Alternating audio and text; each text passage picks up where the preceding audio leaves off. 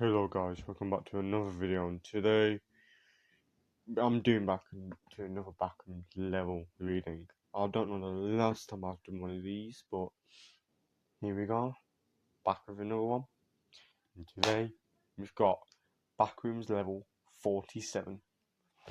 Now, without further ado, should we get into it? Yes, we should. Let's do this. Right, level 47. Survival difficulty, Class 3.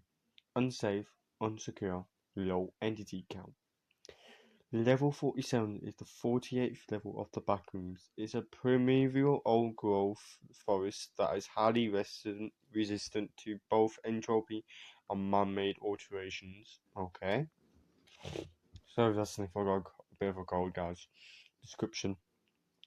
Level 47 is a tempered forest consisting of both deleterious and conifer trees. Many of these trees exceed 100 feet in height and appear to be hundreds to thousands of years old. Damn, that's actually pretty old. Thick green moss and lichens cover most surfaces suitable for their growth. During daylight hours, the forest is uniformly covered in a thick, dark, damp fog, and no direct sunlight has been observed. Damn. There's an image of the level, guys.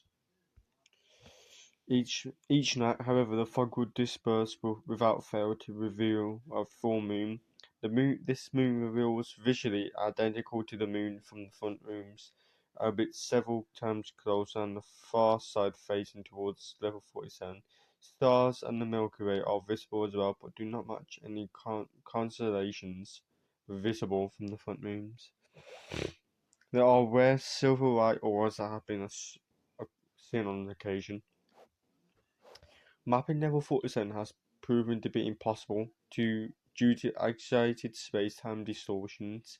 In addition to the non-linear or non-Euclidean topology that is a common occurrence throughout the Backrooms, any part of the forest that is not under direct observation seems to be in a state of superposition between all possible states and does not exist in any fixed state or location unless seen.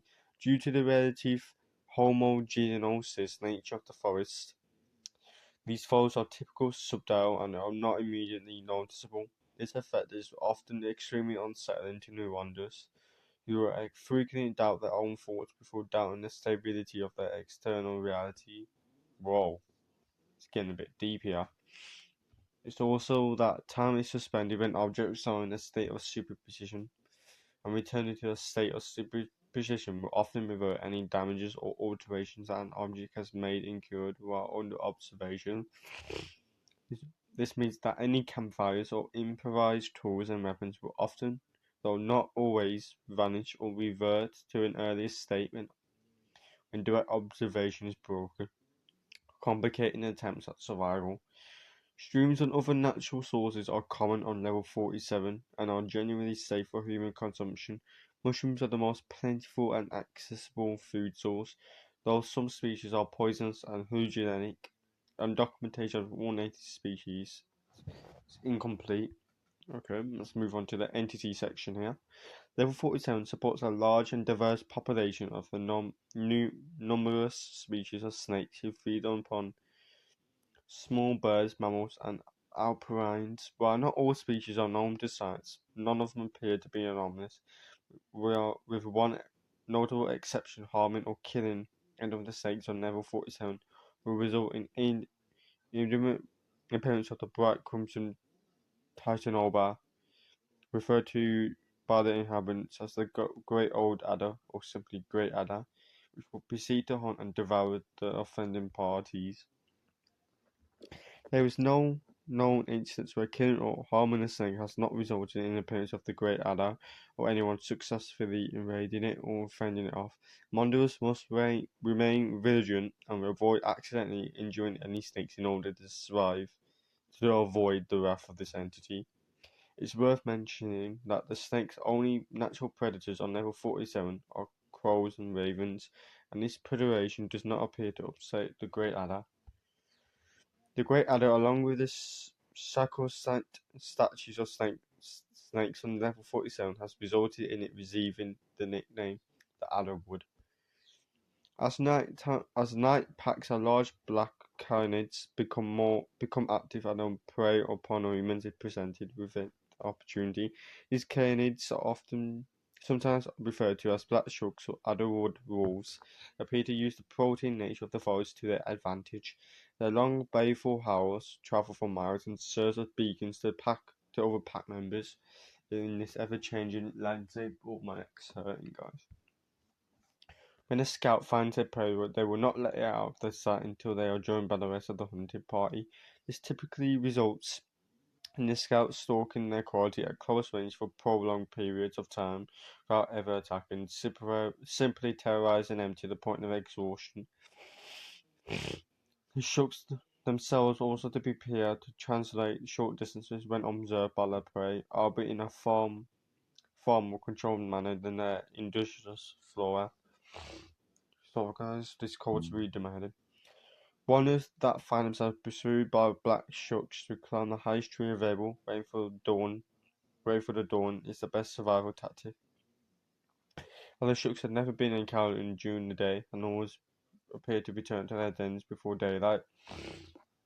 For this reason, it is advisable to sleep in trees whenever possible and avoid drawing attention to yourself at night. Aside from wanderers, the shuck's primary prey appears to be subspecies of Irish elk, endemic to level 47. Bucks and does with young can be highly aggressive if encountered. Break bi-directional line of sight immediately to evade an attack. Note this tactic is ineffective when trying to avoid the black shucks. Wanderers should not attempt to hunt these elk unless they have firepower to take them down in one shot, as they can be extremely dangerous when threatened or enraged. Oh, my neck's really hurting. Bases, outposts, and communities. Some wanderers have encountered a single serpentine trail running through the forest. The trail through still non-Euclidean does not exist in a state of superposition and will not vanish once spotted. Those who find this trail naturally follow it in hopes that it will lead a way out or some other point of interest. Some follow it for days until they are forced to abandon it to find water and never get anywhere. Others have claimed that the trout are near a glade, following it for as little as 7 miles. This glade contains either a large manor house or an ancient megalith. The two appear to exist simultaneously in a state of superposition. In either case, the glade appears to be the headquarters of a group that refers to itself as the Orpheon occult order. Little is known about this order, as they are typically hostile towards any wanderers who come across their secret glade. They have no interest in providing any assistance, and generally regarded wanderers as trespassers. It is, however, that they hold the great old order in great reverence, believing it to be a scorn or avatar or emanation of a divine world snake, which they worship as a source of occult knowledge and power. Damn, some shady stuff here. Members of this order have also been spotted along the trail or in the forest itself, typically clad in hooded, crimson garb and ivory masks. Though normally indifferent to wanderers, encounters have varied from abduction to prior self-revelation. During a later event, they will often boast but the arcane secrets and miraculous powers their order possesses, including the ability to travel the backrooms at will. While no doubt grossly exaggerated, they are definitely more confident at navigating the forest than ordinary wanderers. Have demonstrated an ability to summon and to some extent command the Great Adder, and the Black Shucks have been witnessed fleeing from even a lone member of the order. Wanderers are advised to avoid interacting with members of this group as much as possible. Do not agonize them and regard any promises of aid or salvation as dubious. Okay, damn. Entrances and exits. No clipping is the only confirmed method to either enter or leave level 47. Unfortunately, due to its high level of ontology instability, no clipping to or from level 47 is easier and more frequent than average. The hollows of dead trees appear to be especially prone to allow wanderers to no clip out. Members of the Orpheon occult order have demonstrated an ability to direct the trail, and they claim that it is possible to steer or summon it towards specific no-click points. One member even claimed it was possible to reach the front rooms using this method, but it was immediately silenced by the rest of his party. The one who was speaking with him suspected this was a deliberate stunt in order to get his hopes up and his guard down. To date, the usefulness of this trial in leaving 47 remains unconfirmed. Well, guys, that seems like this level is an interesting one, especially with this occult order. I don't trust them at all. So yeah, that's all for me, guys, and I'll see you guys next time. Bye bye.